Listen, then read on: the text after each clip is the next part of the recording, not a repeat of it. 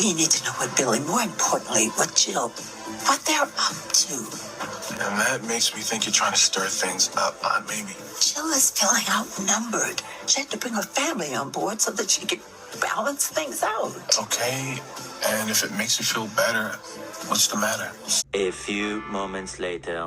My Aunt Mamie seems to believe the only reason Jill brought you back to Chance Winters is as the first step in some sort of power play against her.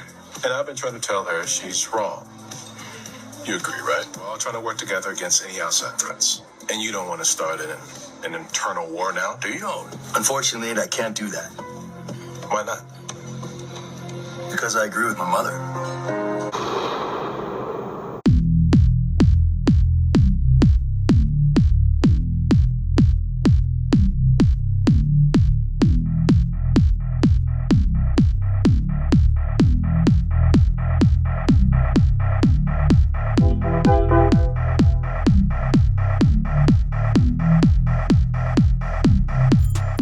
TGIF, my Young and the Restless fans. Hopefully you had a great week. We're at the Friday cliffhanger and we got all type of moving parts going on in this particular episode. I'm telling you, I actually enjoyed today's episode. And you know what? I'm going to give you a few highlights and then we'll unpack all of it. We got Christine accusing Danny of pitting her and Phyllis against each other. Billy accusing Mamie of being a threat. Ashley is back and she wants to know what her family is hiding from her. And then we have Audrey, who realizes that Tucker is still trying to keep tabs on Ashley. So without any further ado, let's talk about this Friday cliffhanger in Genoa City for February 9th. So let's start out over at Daniel's condo where Daniel is saying absolutely nothing as Phyllis says that she can see he got feelings for Heather. And now she links it to her situation with Danny. Now Danny claims there is no situation and Phyllis thinks, it must be awkward, Lily and all. Now Daniel thinks that she's up to her old tricks, not respecting anybody's boundaries, and this is supposed to be her on her best behavior. Phyllis takes a step back. She was like, wait a minute, is somebody in your ear? She says nothing is going on like that between her and Danny. Now the pull is mutual. There is no aggression, she claims. She thinks it's fate or destiny. There's that dusty destiny card. Maybe she's been talking to Brooke for a while. But anyway, Daniel, however, thinks that she's more concerned about beating Christine. Outside, guess who runs into Danny? Christine. She says that she didn't like the way that they left things between the two of them and she wants to clear the air and asks to go inside. Now he's staring at the door and make excuses that he doesn't want to trouble Daniel. She thinks they owe it to each other to finish the conversation, so he takes her out to Crimson Lights for coffee. Inside, Phyllis is hurt that Daniel thinks of her poorly. He asked her not to play the wounded bird. Now he saw her social media post. She denies it was anything but just a sweet post. And of course they start arguing. She compares him and Heather to her and how they're in the same situation, she keeps reminding him. He denies it again and they go back and forth on what she's doing to Christine. She asks, why can't he just accept this as the new Phyllis? He needs to see changes according to him, and he doesn't see a difference so far. She asks, well, why doesn't you just stop talking to me then? He reminds her that she is his mother, but she keeps derailing herself, and he finds it frustrating to watch. She finds that degrading and that he's trying to guide her. Gathered all her stuff to go, and he's yelling at her that she has his dad tied up in knots right now. He got himself tied up in knots right now. Now, Phyllis starts to worry. Did he say that? And then Daniel yells that he hates seeing his dad like that. She thinks it's a dagger in her heart that he's pulling for Christine instead of her. She thinks she and Danny have a chance this time, but he wants her to step aside. And he was like, look, I didn't say that. She decides, you know what? I don't want to have dinner with you. And then she takes off. So now we're over at the Abbott mansion where Diane returns home after Victor and Nikki leave. And Jack assumes Nikki has forgiven him. He wasn't sure that she would, but she insisted that he remain her sponsor, and Victor reluctantly agreed. Now, Diane called it touching, his love for Nikki, which transcends his issues with Victor. Now, Jack is glad that it's out in the open and thanks his wife for all her support. She's being a little too supportive for me. Well, he claims he loves her. She asks if he can help save Nikki, or is she going too far? In my opinion, I think that girl need rehab. A sponsor is not going to help. Now, he doesn't like to think anyone is going too far. Right. Now, it's Jordan's fault. Diane worries Jack would be in harm's way because of this mess. Now, Jack assures that Victor has an excellent team that's on it. And his security team, yeah, the same one that allowed Cameron Kirsten to build a tunnel up under Sharon's house on his property. Yeah, that security team. Now, Diane asked if under all this stress, if Jack is tempted again to take pain pills. Now, Jack says not at all, and she just worries about him, and he hugs her and calls her his rock. So now we're over at Society, where Nate is surprised to see Audrey without Tucker. Now, she questions why, and he says, well, you two seem to grown closer. She's smiling that he's keeping an eye out on her. Now, he asks if public hand-holding is part of her scene or if she's fallen under the man's spell. He assumes so and thinks that it's going to be her undoing. So now Mamie arrives, and Audrey rushes off after telling him she knows what she's doing. Now, Nate tells his aunt that Audrey's playing with fire and fills him in on her and Tucker. Now, he's claiming he's done with her. Mamie thinks that she's a young Jill Abbott, vicious and scheming, nothing but a whole lot of trouble. Now, she wants her nephew to stay away from her and make Billy his new BFF so they can find out exactly what Billy and Jill are up to. And Nate don't believe it. He sighs and says, look, you trying to stir things up. What indicate Jill is even at war with her? Really, Nate? Now, she says that he brought Billy back, and of course, Nate shrugs that off too. Nate, maybe you ought to go back to being a doctor and get out of the business world. Nate asks her not to do this, but she says she's looking out for him and Devon and Lily and that side of the company. Yeah, well, Nate, I think you need to pay a little bit more attention because this is exactly what Jill is trying to do. So now we're over at the GCAC where we see Tucker and his turtleneck greets Billy. Billy is like, not happy to see him. Tucker asks if Ashley is home from Paris. And of course, Billy won't tell him and calls him a bitter, hollow man who feeds on anger and retribution.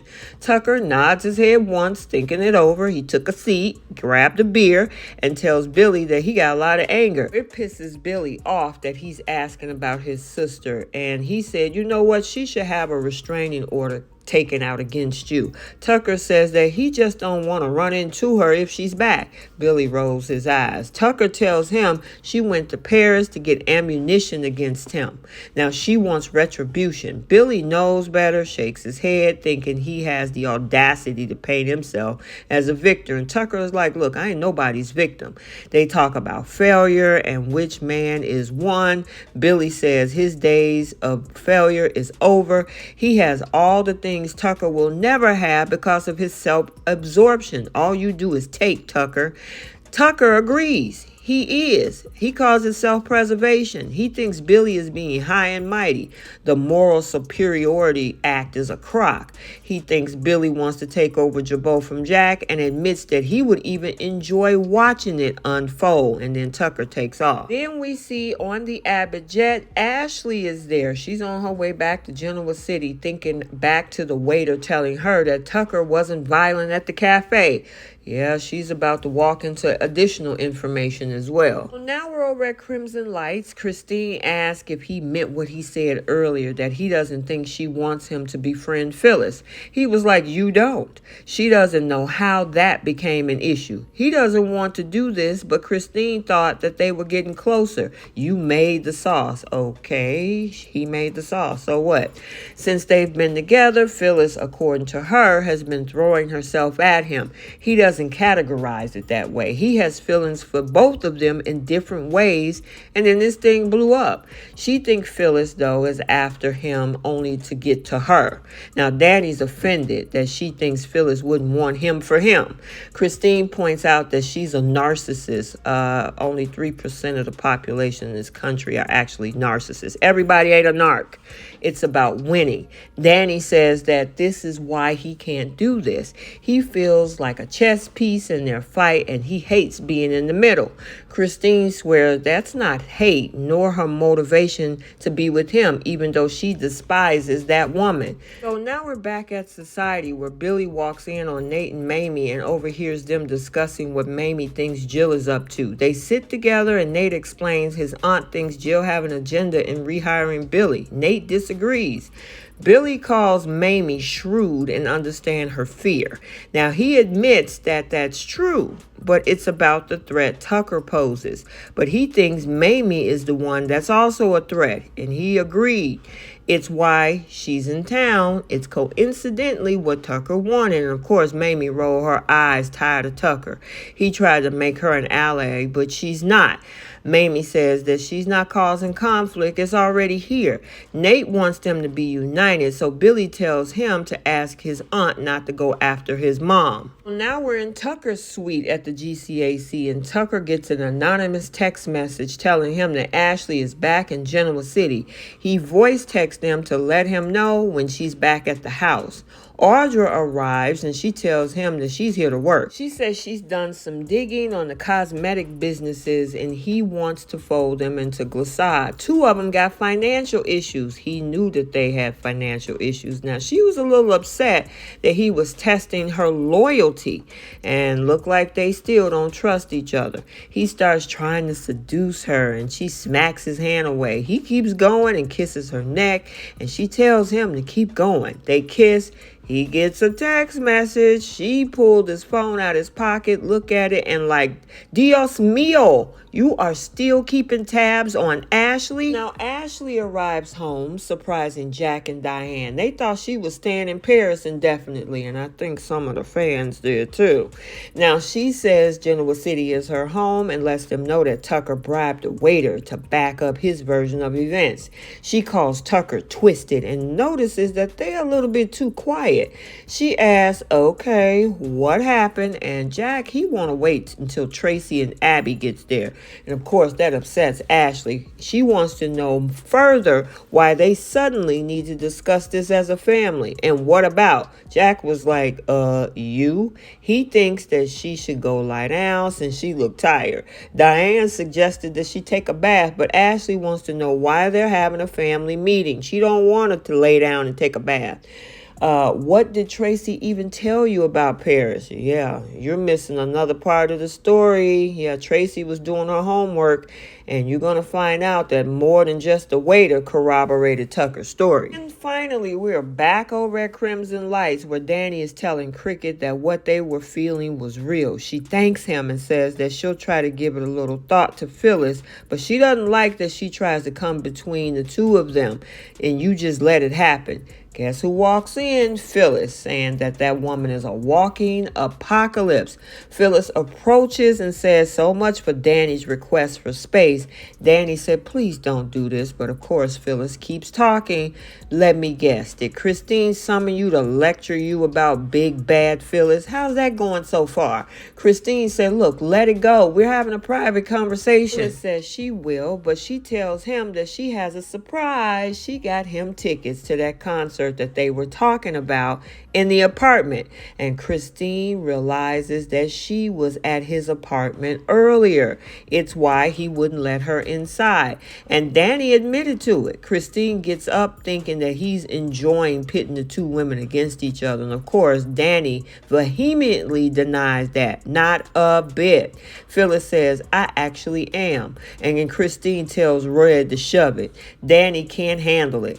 If spending time with the two of them is going to be like this, he think it's a mistake to spend time with them at all. And then he takes off. Okay, so let's get this conversation started down in the comment section. What do you think about this situation between Phyllis and Christine? Honestly, in my opinion, Phyllis actually had eyes on Danny before she even got back to town. However, Danny took up a different attraction with Cricket. And then this situation with Mamie, Billy, and Nate. Billy was honest. Nate, maybe you need to think of another profession because your auntie saw this clear as day and we already knew it. And then this other situation that's going on with Ashley. They kept that secret. I'm wondering what is her reaction going to be when she finds out that Tracy did some investigative work and a lot of people, not just that waiter, corroborates the story that Tucker gave. We also got to stay tuned for the bold and the beautiful today. It looks like Poppy is going to be looking for her special pills, which we know Luna has. Hopefully she didn't take those for breath mint because she might end up somewhere and it ain't with RJ. So we got to stay tuned for that. Make sure you like, comment, and subscribe. Turn on your notification bell so you'll be notified every time a video is posted. And until the next one, we'll see you guys soon. Bye.